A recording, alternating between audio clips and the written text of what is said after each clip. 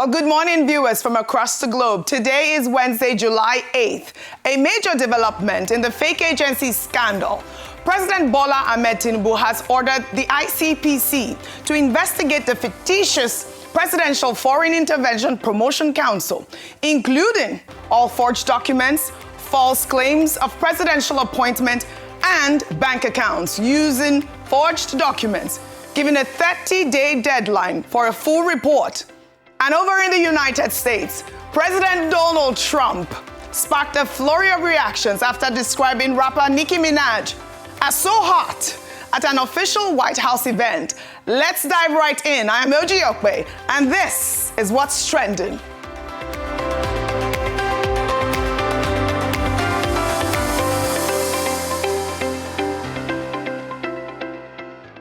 Now, before we dive deeper, let's see what you're talking about right now. We've been tracking conversations on X, Facebook, our YouTube live feed, and of course, Leke. And three stories are dominating your timelines this morning. Trending at number one, a video aired by AIT with a July 7th, 2026 strap showing President Tinubu reciting the old national anthem, "Arise, O compatriots," sparked immediate mockery online. But the video is old, and the presidency labeled it as misleading. We have the details. Now, trending at number two, a heartbreaking video from Imo State. Activists have exposed the shocking condition of students at secondary school for the deaf in Orodo Mbatoli local government area, with deaf and mute students living in dilapidated hostels with no clean water and broken toilets, and reports of female students being raped. Nigerians are asking, where is the Imo State government? And trending at number three, a viral video from Mozambique is generating fierce reactions, showing South African women tourists being confronted and chased from a beach by local Mozambicans, shouting, "Go back to your country." Is this a direct payback for the xenophobic attacks on Mozambican nationals in South Africa? Now, this is where you come in. Join the conversations. Use the hashtag What's Trending with OjyOkpe. Comment on our live feed. And of course, Leke, tell me which of these three stories matters most to you. Because for the next hour, we're going into everything that has Nigeria and the rest of the world buzzing. But first, Senator Adams Oshiomhole is demanding the federal government seize the profits of South African companies operating in Nigeria and use the money to compensate Nigerians hit by xenophobic attacks. Let's watch. Following comments by a South African minister to the effect that compensation will not be paid to those Nigerians whose properties were looted, shop burnt, and even life taken, but the government of Nigeria reciprocate by appropriating the profit accruing from South Africa shares in all South African companies in Nigeria, including their banks, IBCT, that the money be seized and used to pay Nigerians. Taking into account that this decision to give Nigerians June 30th as deadline was taken by a mob and respected by the government of South Africa. So we can't allow our people to come, we take taxpayers' money to pay compensation when South Africa investment and profit is being taken away. I urge that the profit be appropriated and use it to settle those who have been brutally destroyed, business burnt, life lost. Thank you. This does not require any further investigation because the facts are self-evident. Thank you very much. A month ago, at this Senate, under your leadership, we took a decision that the issue be investigated by Foreign Affairs. You even suggested, your leadership, that we should send people to South Africa. So it doesn't mean that our decision must coincide with your opinion, with profound respect. Okay, what we do, you want we us tell to the be committee until the people are killed. Senator Oshiomhole, when one man monopolize madness, there can be no peace. Well, Oshiomhole made these comments on the floor of the Senate during plenary on Tuesday, and the proposal resonated deeply with millions of Nigerians watching from home because it spoke to something raw and real, the feeling that Nigeria's citizens have been humiliated, killed, and their businesses destroyed, while South African companies continue to extract billions in profits from Nigerian consumers every single day. But here is where the story gets interesting. The Senate leadership asked Oshiomhole to withdraw his proposal, but Oshiomhole insisted that his position be reflected in the Senate's records. The Senate instead adopted a motion condemning the attacks and mandated its committees on foreign affairs and diaspora affairs to report back within 2 legislative weeks. Now, 2 weeks is a long time in a crisis when the xenophobic attacks have already happened. The question is, how many more attacks and deaths must happen before Nigeria decides that diplomacy alone is no longer enough? Well, good morning, Dr. Abati, over there in Abuja. How are you this morning? Good morning, Ojyokpe. Good morning. Very good to have you join us from Abuja. Good morning, Rufai, and of course, good morning, Ayo, in the studio. I mean, it's not the first time we're hearing Adams Oshiomhole speak in such a fiery tone, condemning, and this time around asking that the money that they extract or they take from South African businesses be used to pay for, Nigerians that have lost property over these xenophobic attacks. And following Oshiomhole's bold proposal, Bauchi Central Senator Abdul Ningi went even further on the floor of the Senate, calling on President Tinubu to immediately sever all diplomatic relations with South Africa, warning that Nigerians continue to die while their government responds with nothing but condemnation and declaring that silence is no longer an option. Let's take a look. Nigerians have been killed left, right, and center. And there has never been any action except to condemn these things by mouth. Don't Nigerians deserve to live in other countries? Even if they are armed robbers, even if they are criminals, are they supposed to be killed in that kind of manner? And that's why countries like United States of America is different. And that's why you could see the connection between United States citizens and their country. Here we don't care. It doesn't matter. Yet, the cornerstone of Nigerian foreign policy is Africa. But that has to change. We must show Nigerians in diaspora that we care. We must show that we care, that we have a government that can protect them. Simplicity, Mr. President, talking, lamenting, is not going to take us anywhere. There has to be an action. And actually, let's sever diplomatic relationship with South Africa. Let's sever relationship with South Africa. So if we do that, we are sending a signal. Well, Ningi's demand is blunt. Cut ties with South Africa completely to send a message that words without action are meaningless. But like Oshiomhole's proposal, the Senate leadership asked Ningi to step down his motion pending the outcome of the Foreign Affairs Committee investigation, with Deputy Senate President Badari Jibrin urging restraint, saying Nigeria leads. Now, over to you, Dr. Abati. Now, the Deputy Senate President is saying Nigeria leads Africa and that we need to lead by example, by getting our facts first. But Nigerians are asking, after years of attacks, evacuations, and condemnations, what facts are still missing? Well, the position of Senator Abdul Ningi and also Senator Adams Oshiomhole is understandable, considering the fact that many Nigerians have reached the conclusion that the response by the minister in the presidency of South Africa was provocative, was insensitive, and did not show good faith. And it's again understandable if you look at what is happening in Ghana, where we were told that the president of South Africa, from the South African account, is supposed to go for a third session of the South Africa Binational Commission in August. And now the Ghanaian authorities have said, well, it shouldn't bother to come at this time.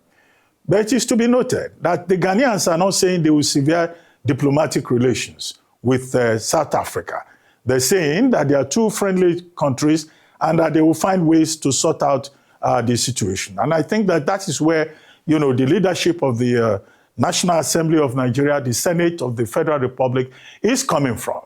Now, apart from that background, we should note that Nigeria and South Africa have had a very long relationship. We even have a South Africa-Nigeria Binational Commission.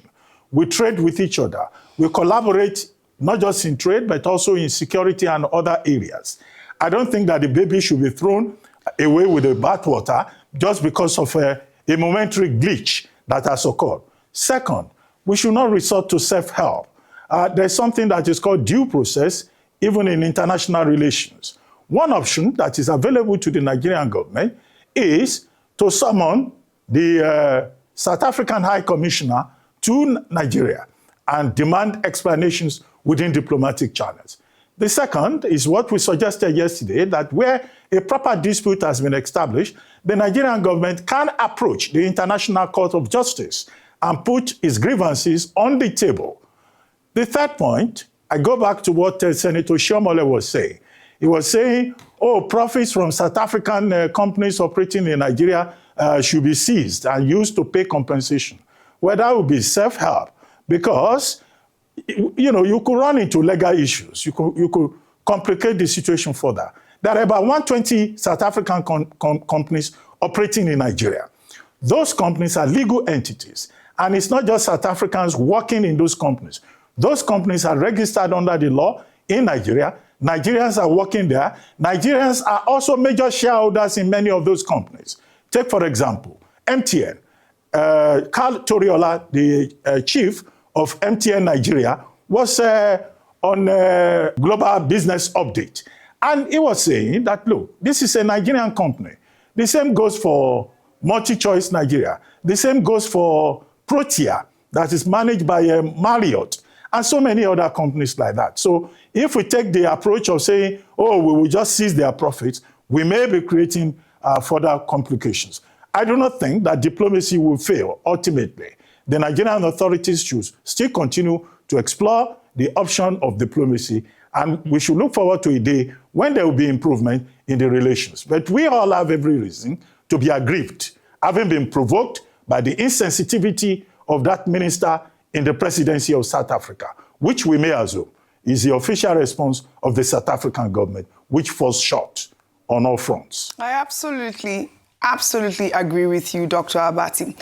Well, meanwhile, the diplomatic fallout is spreading across the continent.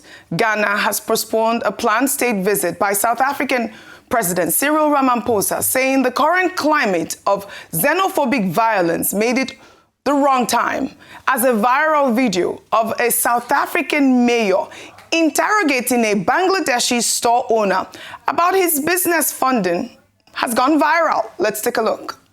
Where do you get money to buy the stock? The cash and carry. Cash and carry? Yeah. So which cash and carry? The Springs. In Springs? Yeah. So they create an account for you? They open an account? Yeah. How do you buy there? No, that's... Are you an Aslam seeker? You arrive here without money and everything else? No, that's time buying the cash. Huh? Cash. Buying. You buy cash? Yeah. Where do you get the cash? Bangladesh. Bangladesh. Yeah. You came with money cash there from Bangladesh? The Bangladesh for... you brought it from... brother, here's a brother I have first time. Yeah. I take here then I pay in Bangladesh. The money. Oh, you pay back in Bangladesh. So the brothers from Bangladesh, they give you the money? Yeah. I still don't get to understand how these guys, they get money to buy so much stock. I mean, look at that, Rufai. All this adds, another alarming dimension to the xenophobic crisis. Meanwhile, a viral video from Mozambique is generating fierce reactions online, showing two South African women tourists being confronted and chased from a beach bar by local Mozambicans, shouting, "Go back to your country." In the video, which quickly turns into a screaming match. The women are questioned why they came to Mozambique in the first place. Let's take a look. Why are you coming here in Mozambique? Why were you there? Where? I'm in the country. We're here to decide, we're here to visit. To visit? Unlike you. We're not here Where? to go to... Where? We're here to visit. Where's the beautiful country? That's why you like it. Why are you coming? We pay. So why you chase us then? Why you chase us? You are stupid guys, you South African people. You are very stupid. Why don't you go to your president? Why did you go to Cape Town? Why you come here in Mozambique? Very stupid. People, we close with you people. We not help with you guys. We not help with you guys. We very close with South African people. I tell you guys. All right, over to you. We're seeing the repercussions of the xenophobic attacks. Oji, please, I want to clarify some things because I see a lot of funny narrative going on. Please, for the love of mercy, I don't like it when people start to say that it is people that are living in shacks in South Africa that are Nigerians that are the ones being attacked. I don't like it when people say it is the Nigerians that are doing menial jobs or running small businesses that are being attacked, that, oh, elite Nigerians are not being attacked. That's a very detrimental narrative. Human beings are human beings everywhere. And in the eyes of God, we are all the same. Be it the man that works high up there in the corporate ladder or the guy that runs a small spaza shop. That is derogatory. And I need to clear that. Victor that came here wasn't living in a shack. You know, Ayo, you know why I'm clarifying this? And that's why I'm just even giving that example that it's actually because there's that narrative going on around, because that narrative have been pushed around. Also, that narrative was enunciated by the South African minister when she was saying they're not going to pay compensate. I mean, I just thought she was talking. They're going to pay when things start. They will pay. I mean, leave that one alone. I mean, it was not even fit to be a minister in the first place. It speaks volumes about the country. So, the next point I want to make is, I feel that that's Oshiomhole's point. I don't support it, but I feel his point. I feel Ningi's point. I don't support it, but I feel his point. But if the other people are saying in the Senate, let cool heads prevail, which I've always advocated, I also want to say that the Nigerian government is not acting fast enough. So we've been talking about this thing for weeks now. What has the government done to make South Africa feel the heat? What have they done? That's the question I want to ask. I mean, we are talking. It's just been talk. So what has happened? Okay, we've talked here. Oh, report them to the ICJ. We've talked here. We've talked in one breath. We are saying, oh, okay, let cool heads prevail. Diplomacy will work. What have the government done as we speak today? We have not seen any action. That's why people are feeling disgruntled. Even the people that want to come on repatriation flight. I got a mail recently that saying that it's very difficult to get on the repatriation flight list. And people have been attacked. So if the government is going to report them to the ICJ, we need to see action. At least we've seen with Ghana. It's not that Ghana is not friendly with South Africa, but they've said, see, we don't think it's in the best interest for your president to come at this point in time. That's a strong sign. Very strong. So what has our own government done? Okay, we've advised, call the ambassador in. Have we done that? So what have we done in all of... And I think this is the question we should ask. Because, yeah, it's so easy for the Senate to say, okay, let's cool heads, don't take it as a motion, don't take it as a this, don't take it as a that. No, I disagree with what Oshiomhole has said, but I will never stifle them of their right to be able to say it. And why they are saying all of this is because the government has not done anything. So what has the government done in all of this now? Is it just to repatriate people? Yeah. I think 2 weeks is way too long. Yes, now. It takes a few days. We've seen this happen since. It happened in 2019. I'm with, people that say hit them hard. They should just, I mean, really, I think they need to be taught a very good lesson. This is completely wrong. Now, the Federal Ministry of Environment and Ministry of Works have defended the approval process of the environmental and social impact assessment of the Lagos-Calabar Coastal Highway during a media briefing on Wednesday. The CEO of Natural Eco Capital, Eugene Itwa, pushed back hard against claims that the project bypassed environmental regulations, declaring that the ESIA process was robust, evidence-driven, and fully compliant with Nigerian environmental law, warning that false claims about the project create the dangerous impression that no safeguards exist and erode public trust in environmental science. Let's take a look. And indeed, what you see here is still there on the platform of the Federal Ministry of Environment when it was disclosed. The myth is that, there was no ESI. The project skipped environmental approval. Work started before approval. That myth is very dangerous. Why? It convinces people no safeguards exist. It erodes trust in environmental science. It fuels false claims about regulatory failure. It undermines public confidence in infrastructure safety. And indeed, it distracts from the real flood drivers Lagos must face. The ESI misinformation doesn't just distort facts, it harms public trust in the science that protect them. We want to understand that. Elsewhere, people have this tornado myth, and they suffer the consequences. So in other words, ladies and gentlemen, the entire processes, we went through all of that. Well, clarifying that the Environmental and Social Impact Assessment, ESIA approval, was obtained before construction of the coastal highway began is crucial, especially when public trust in the environmental science is already fragile. The real conversation Lagos needs to have is about the underlying flood drivers that have plagued the city for decades. The debate over the coastal highway and flooding is real and important, but it must be grounded in facts and not myths on either sides. Meanwhile, Lagos State Governor Babajide Sanwo-Olu and the Minister of Works, David Umahi, have jointly dismissed claims that the Lagos-Calabar Coastal Highway is responsible for the recent flooding across Lagos, describing the narrative as a social media myth.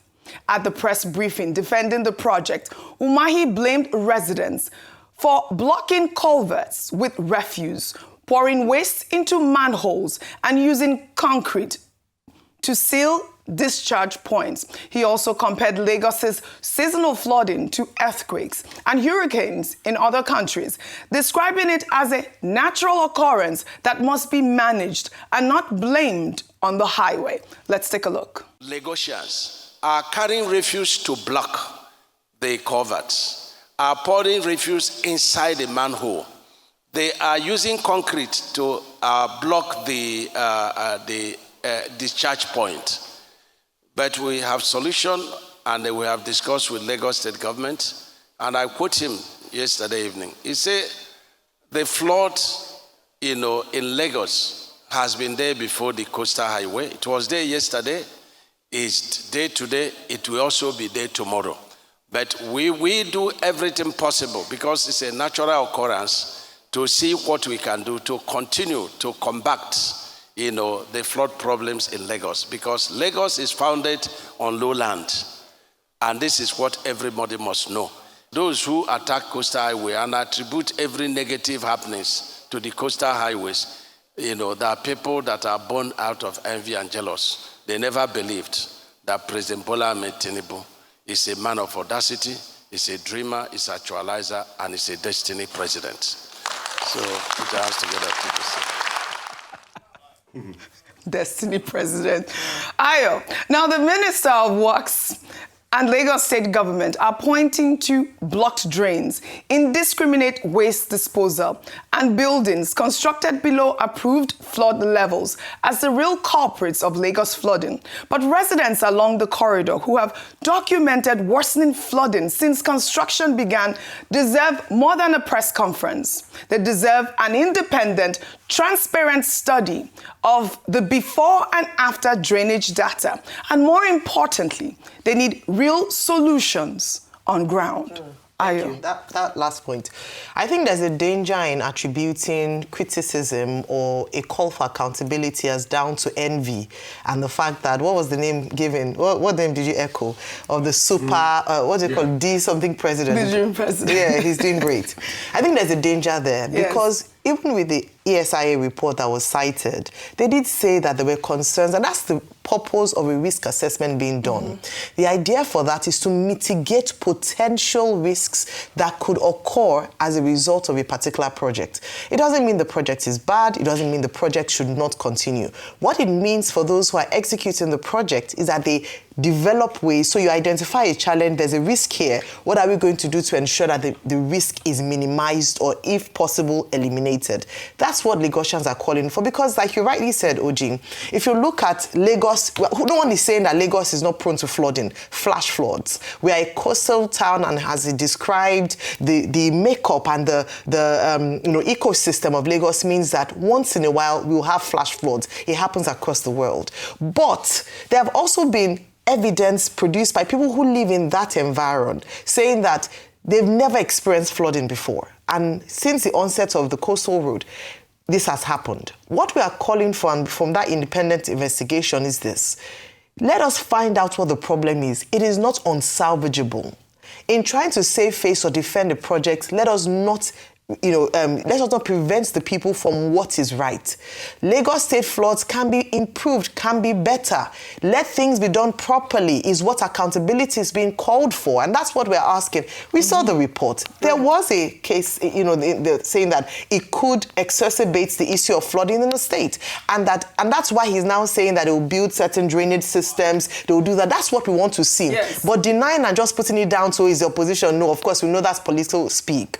Let us do right. Nobody is not, we have justified the importance of Coastal Road. It's a legacy project. It is good. But if it impacts the environment negatively, as any project across the world, then we should find out what we should do to mitigate the problem. Raise your hand. Oh, we goofed in this regard. Let us now make it good. That's what Lagosians are asking for. So let's not just put it down to political spin and actually tell the truth and see that in the EIA, it was actually stated that it could exacerbate floods. Now, still in Lagos, with the state government confirming it has arrested 396 beggars in a fresh crackdown, with plans now in place to profile and repatriate them back to the states they came from. The arrest came courtesy of the Lagos State Environmental Sanitation Corps, which are part of the state's relentless push to clean up the environment and clamp down on illegal activities. Let's take a look.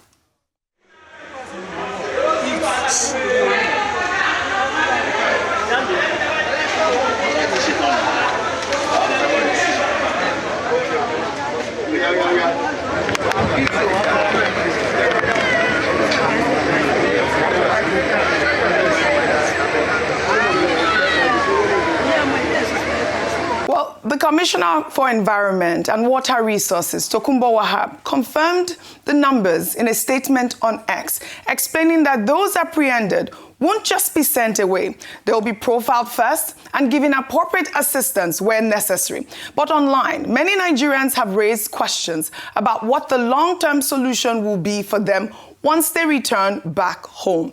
Dr. Obati, over to you there in Abuja. We've seen this exercise go on in Lagos, where we're seeing these beggars on the streets, and the Environment Commissioner is saying that they're going to be profiled and all of that. But it raises a lot of questions. Your thoughts? This is not the first time that this would happen. I think it was under the Fashola administration, I hope I'm correct in that regard, that we had a similar situation where beggars were taken out of Lagos, and the idea then was that, well, some of them will be taken out of Lagos and repatriated to their home states. And second, I think the Lagos state government at the time also came up with the idea of setting up a vocational center, a rehabilitation center, where beggars that were on the streets of Lagos could be properly trained. But if we put all of this in terms of the experience that we have had over the years, Lagos, the city of Lagos, is probably the only city in Nigeria where every family in this country has a member, a relation. People come into Lagos every day because they believe that it's a place where they can flourish. and fewer people leave. They arrive, they don't leave, they stay there. And then, of course, you then have congestion, you have pressure on facilities. So the state government may then say, oh, some of these people, they are constituting a problem in Lagos State. But the way to look at it is that there's no law in Nigeria that, holds people responsible or criminalizes wandering or loitering. You cannot say that a Nigerian citizen anywhere in any part of this country is constituting an environmental menace that should be removed. Any Nigerian can live in any part of the country. And this is linked also to the insecurity in some parts of the country. The commissioner says it's not profiling people. But if you look at many of these people, they are from a particular part of the country, and there is ethnic profiling, that begging is prohibited and all of that. Well, I think the state government should take a second look at this. What can the state government do, as it attempted in the past, either to train these people or to provide a center for them, but to say that some people classified as beggars are wandering or loitering and constituting an eyesore in the city of Lagos? No, that cannot be defended. I heard Rufai saying earlier on that what has the government done about South Africa? Well, one of the things, in addition to all the various recommendations that we have made about evacuation or repatriation, about going to the ICJ, I think Nigeria can provide leadership in asking that the Secretary of the African Free Continental Trade Organization or Agreement should be removed, because that fellow, Mene, is a South African and is Secretary General of AFTA. Now, for a country that is, discriminating against other Africans, I don't think that South Africa should have a person representing a project that is about integration, about the promotion of unity in Africa. Nigeria can provide leadership in that regard and say they don't deserve that position and let another person be the Secretary General of AFTA. All right, Dr. Abati is spitting facts right there. Rufai, you wanted to comment on... Yes, I wanted to comment. I think, in the end, these beggars sue their Nigerians. And let's be careful the way we treat them. Yes. As regards the EIA, please, and I think there's been a lot of back and forth, I've got nothing against Mr. Umahi and the project. I've got nothing. In fact, I want more roads because, like I argue, Nigeria does not have enough roads. But my point has always been accountability. I know I sound like a broken record player. And you see, why I talk about accountability is for the future, not today. Eugene Itwa, Dr. Eugene Itwa with his, Dr. Eugene or something, with his nature echo something. Yes, we are not saying EIA was not done, but we are saying, how was it done? It didn't follow the proper process. There were legal breaches of the EIA Act. For instance, Ayo, please, you can fact check me and listeners fact check me. They mobilized to site in March 2024. The announcement for scoping for the EIA, which is just one of the first processes in the EIA, was made around the 18th of April or to be done around the 20th of April in a hotel, the scoping workshop. So doing scoping after the project had already started, I mean, these were the breaches we were talking about. I've gone and I want it to work. And see, I'm happy that you read the EIA, Ayo. And you saw what it was said there, increased risk of flooding and all of that. All we are just saying is public accountability. That's all we want. And that's just it. And I'm here, I'm happy. Oji, you brought forward this letter that you talked about. When you read this letter written by the Ministry of Environment, it's a conditional approval. There were still some things that have not been done that were finally done and put in the final EIA report. If you check the EIA organogram based on the EIA Act, it is after the final report, certificate is now issued, and the project can now commence. Correct. So this was a conditional approval. There was no dispute on that. It doesn't mean that the full EIA had been completed. The full EIA, like I was saying, was completed in April 2025. That was what the report by Nature Echo stated. And that's just it. So please, I've got nothing against anybody. I love everybody. I want the country to move forward. So and I want the project. To clarify again, when Leila Johnson Salami asked about the EIA, the minister had said that there is a conditional approval, and there was a conditional approval dated all the way back in November 2024, like we have said. But in any case, this is, like I said, raining season, and I talked about the people that have been affected by the flooding. The Lagos state government have to come out to help them out, because this really is all it is. I mean, we're hearing that the ministry... Can I just say that? Because I want to clarify that. It's not that, we're not saying that the Lagos and the Coastal Highway is responsible for the flooding. It's exacerbated in some parts, but Lagos State has a responsibility. We've talked about blocked drainages, we've talked about illegal structures. So it's not exclusive. The only thing we're saying is that the onset of it has exacerbated. But let's not now say, it's the Coastal Highway that has caused all the flooding in Lagos. It's like I was saying, that, you know, conversations about whether or not they need to either, you know, construct new roads, clear up those drainages, help Lagosians to live, you know, in the manner that they deserve to live. Well, all right. And now to a viral video that is not quite what it seems. A footage aired by AIT with a July 7th, 2026 strap showing President Bola Ahmed Tinubu reciting the old national anthem, "Arise, O compatriots," immediately sparked mockery online, with many asking why the president was reciting the anthem that was replaced in May 2024. But the video is old. Sharp-eyed social media users quickly spotted clues in the video showing distinctions in what ministers were wearing and outdated ministry nameplates, confirming the footage dates back to a Federal Executive Council meeting before the national anthem was switched back to "Nigeria, we hail thee." The presidency called the broadcast misleading, with presidential aide Tolu Ogunlesi labeling the sharing as anti-journalism. Well, Arise News' verification also shows the footage circulating is not a recent Federal Executive Council meeting.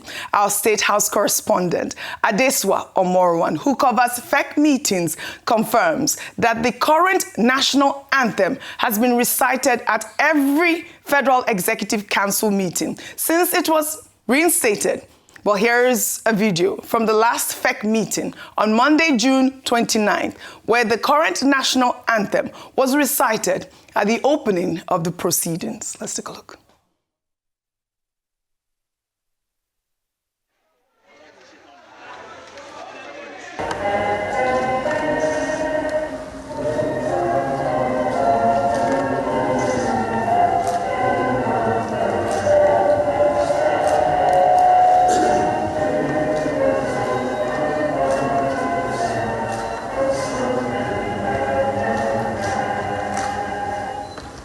Now, this story is a reminder that in today's social media climate, context is everything.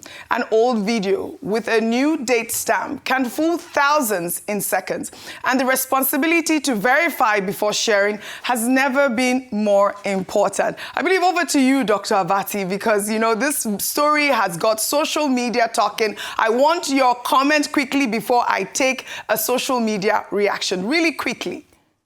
Okay. I mean, I think the clarification is very important, that this is not a recent event. And our queen from Edo, Adesua, was also there, Omorwan, and she has indicated through her own reporting that it is not true that the president was singing the national anthem that was abandoned. However, if you go around, you see that some people still make that mistake. When they say, oh, sing the national anthem, they will start with "Arise, O compatriots" before quickly correcting themselves. But the big point here is the point that Tolu Ogunlesi was making, and which the president made during that dinner with State House press corps, namely that responsible journalism is important. We cannot build, you know, a strong nation, progressive nation, if there's no responsible journalism. And the lesson, of course, is that if you are in doubt, leave out. Right. And that's the whole basis of partnership, responsible journalism, and journalists holding government accountable. But in this particular case, I think the clarification is useful. All right, fantastic. I think so too. I think Dr. Bati hit the nail on the head. And thank you to our State House correspondent, Adeswa Omoruan. Because of time, we'll just continue. Now, social media was awash with reactions after President Bola Ahmed Tinubu called on the Independent Corrupt Practices and Other Related Offences Commission to officially investigate the controversial illegal activities of the Presidential Foreign Intervention Promotion Council and its DG, Adeniyi Adeyemi Matthew. The investigation was announced in a statement from the President's Special Advisor, Bayo Ononuga, on Tuesday, who emphasized that it's being launched to ensure that the integrity of the federal government remains protected against forgery. The investigation now has 30 days to come up with a comprehensive report. Now, the President has also made it clear that he wants the ICPC to look at the broader circumstances that enabled this body to get as far as it did, calling on the Commission to recommend measures to prevent this from happening again. And I'll take a reaction on X, Ayo, before I come to you. Nigerians believe that if there is actually a willpower to investigate this matter, 1 week is far too long to get the fact and communicate to Nigerians. 30 days looks like buying time to hide something else.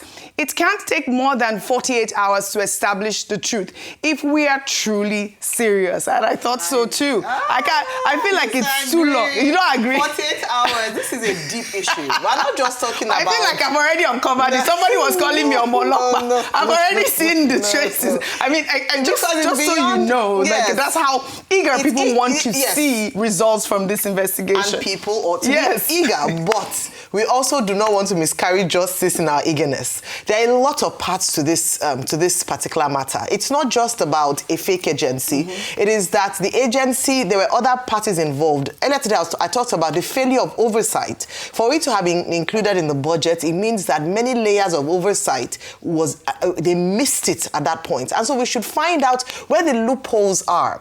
And then who was complicit within the system that enabled this fake agency to have run for as long as it ran. And I said the reason why it's important is not just to apprehend the criminals in government, but also to be able to prevent this from happening. What we must always do as a people is that when inquiries are instituted, when investigations are called for, it must be to be able to prevent, not just to punish, but to prevent that from happening and to plug any leakages. And in order to do this, a comprehensive investigation must be done. Because, social media commentary is very different from a thorough investigation. Witnesses, parties involved. This is a case of forgery. Yes, there will be forensic tests done. There'll be people asked. We want to fish out all the other ghost agencies and ghost workers in government currently, not just Prince Adeyemi Matthew. And I think the more he speaks, so I saw an interview he's done with VDM, the more he digs himself into a hole to show that truly there's a lot of hanky-panky that occurred. But I do think that it's a good call by the president. A bit too late, 2 weeks afterwards, but at least we must get to the end of this matter in order to not just fish out and punish, but to be able to prevent in the future. It's a grand scandal. All right, very well said, very well said. All right, shall we take our good news report now with a heartwarming story of Nigerian youth excellence at the highest level, with 3 Nigerian students winning gold at the International STEM Olympiad in Rome.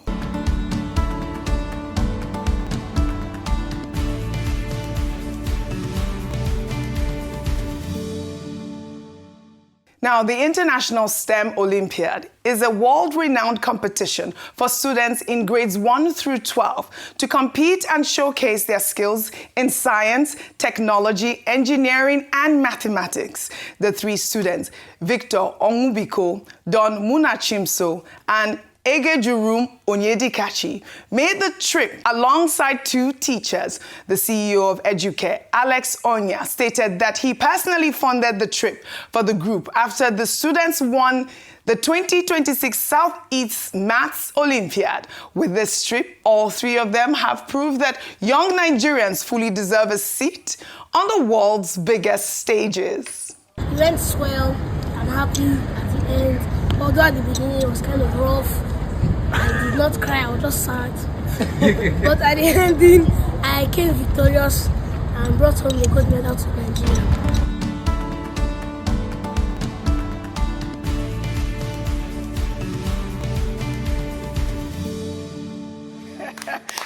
showed Ayo. This is Nigeria. Yes. Love it. Well What done. a team. What a team. This country is so and great. you know, thank you to their hardworking teachers for mentoring them diligently along the way. Nigeria is incredibly proud of all of you. Yeah. Now, let's take another good news from right here in Lagos. Oge Elumelu, the daughter of the chairman of Hers Holdings, Tony Elumelu, has launched a powerful career drive to connect young Africans to real jobs at the inaugural Africa and Everywhere Festival.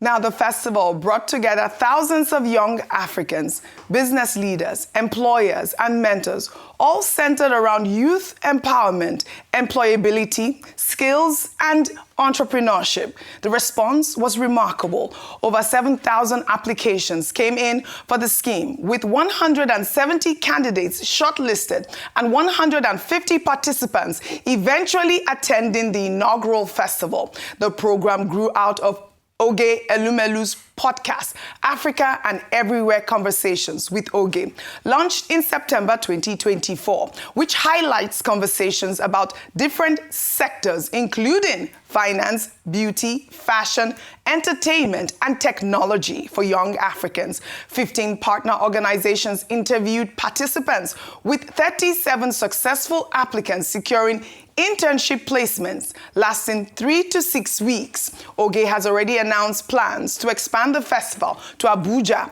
Accra, Nairobi, Johannesburg, and Cairo. My name is Oge Elumelu. I know who I be. I know who I be. Watch how I do it. Mama, watch how I do it. They don't be run on me too late. Me, I don't be all on me too late. I go double, me then double hustle. Sha. Then say I said I'm 30 BGs, so not 30 bottles. Sha.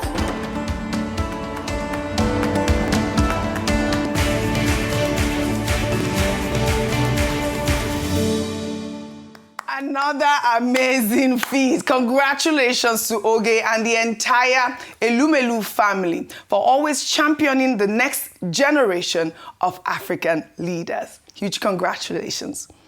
Now under milestones.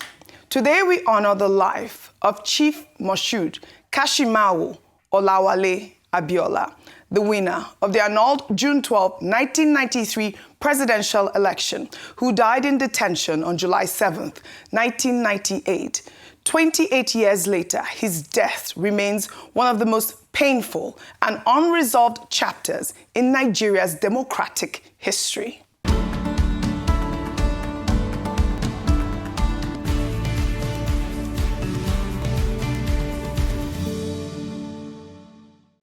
Born in Abeokuta, Ogun State, in 1937, MKO Abiola rose from humble beginnings to become one of Africa's most successful businessmen and one of Nigeria's most beloved political figures. His landslide victory in the June 12, 1993 presidential election, which was widely described as the freest and fairest in Nigeria's history, was annulled by the military government of General Ibrahim Babangida.